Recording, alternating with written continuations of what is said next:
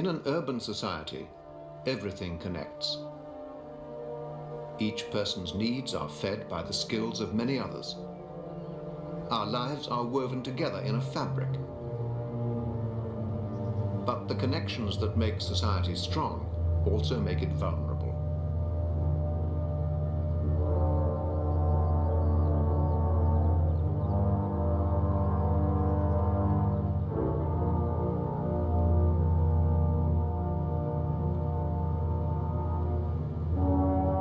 Threads is a tough one to watch. It blends documentary and fiction to portray a lifelike situation and make the likely apocalypse feel much more gruesome. That is why it is considered a docudrama. It takes a simulated hypothetical scenario in which there is a nuclear war between NATO and Warsaw Pact countries. This film focuses on the cold, hard logistics of how society rots away and falls apart after events like this. We can observe both the pre-apocalyptic and the post-apocalyptic world that the war brings.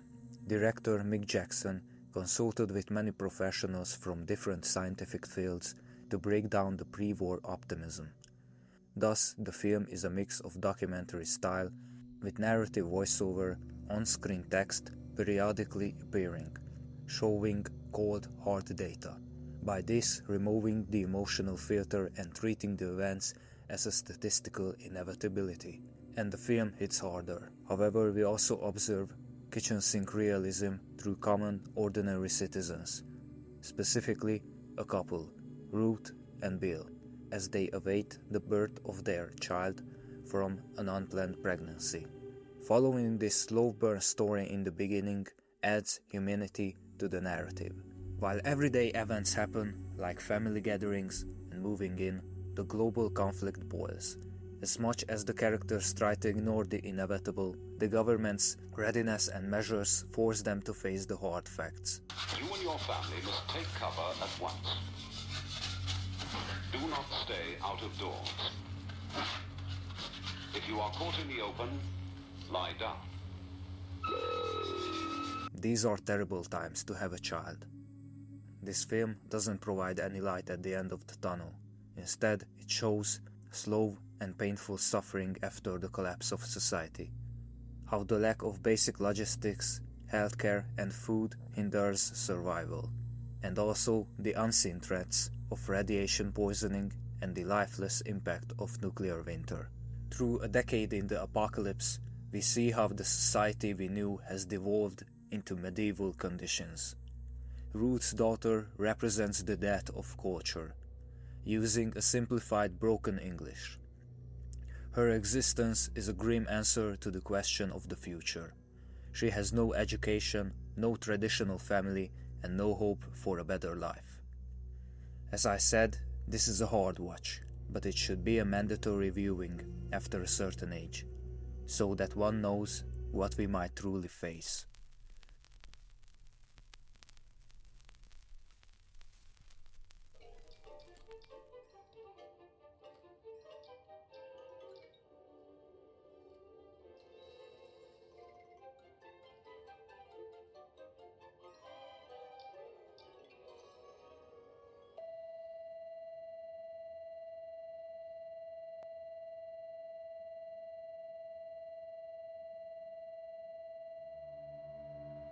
Years and Years is another UK production, though it is not a film but a 6-episode limited series aired on HBO. Released in 2019, it allows us to observe the next 15 years from the release year through the eyes of the Lyons family. We see the struggles they go through year by year, global conflicts that boil into nuclear strikes, banks collapsing, climate change, and the minor conflicts inside the family regarding which family member is on which side. A single episode of Years and Years can span several years. Each episode often begins with a frantic montage of news clips and political headlines to catch the viewer up on what they missed during the time jump. This creates a sense of breathless anxiety, the feeling that the world is moving faster than we can process. However, the show is still structured as a family saga.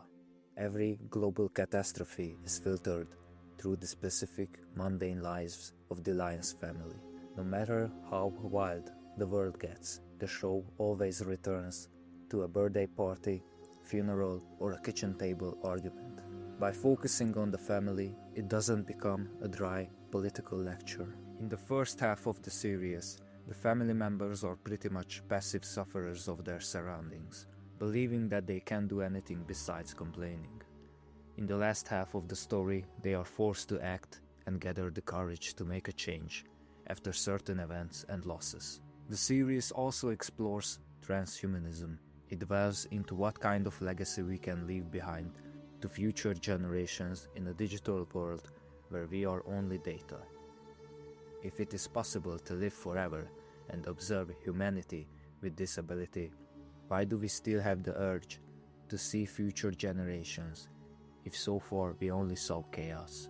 This series is also heavily based on research predictions. It was crazy to watch this in 2020, when the world was on fire. The awareness of the upcoming years was both exciting and foreboding. Having said that, watching this in 2026, you might get the feeling that it didn't really age well.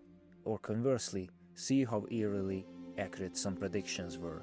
Its charm derives from seeing a concept of our present day from the past, especially knowing the fact that we are now halfway through the timeline the series presents. This series is not about technological advancements, comical global politics, or military conflicts. It is about us. It highlights the common people having the ability to make change through little decisions rather than just blaming others. It shows how we must be independent of extrinsic, systemic, or ideological values, and how we should not let close family relations be wounded by them.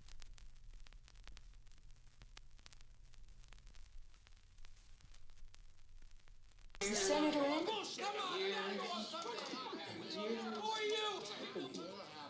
Oh, really? Can't be.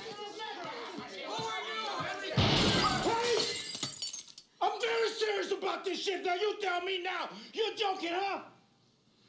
Come on, man. Leave him alone, Freddy. He's just drunk. Shut the fuck up! Shut up! If you are, you tell me now. Why the hell would I make up this story, huh? Look, if you want me to say so, I will. But what? Fred, put the gun away. But what? Another film born from the Cold War, but this time from Hollywood. Miracle Mile explores the concept of the romantic apocalypse. Harry waited 30 years for a soulmate. He found her just in time for the end of the world. A stray phone call reveals that World War III has broken out. Nuclear missiles are inbound, turning his first date into a desperate one-hour race to escape the impending catastrophe. The scale of the film focuses entirely on the time before the nuclear blasts. We won't see the post-apocalyptic aftermath, only 70 minutes of desperate panic. The information about the missiles creates a terrifying vacuum, because Harry and the audience don't know if the call was a prank, a mistake, or the literal truth. The future becomes simultaneously normal and non-existent.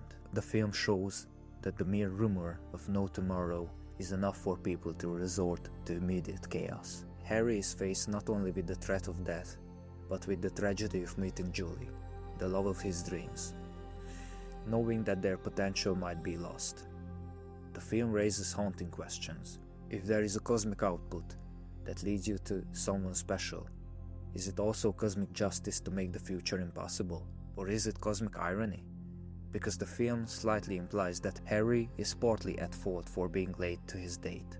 Every event, meeting Julie, picking up the phone, the bombs being dropped, is the result of someone's action, whether they realize it or not. Ultimately, the film explores the absurdity of effort in the face of inevitable. It suggests that it is also okay to try, because in the face of global disaster, the only thing that remains real is the hand you are holding. The same loose atoms that allowed us to be here together might be the same ones that fuse us into diamonds. To be bounded molecularly and permanently in a chaotic universe.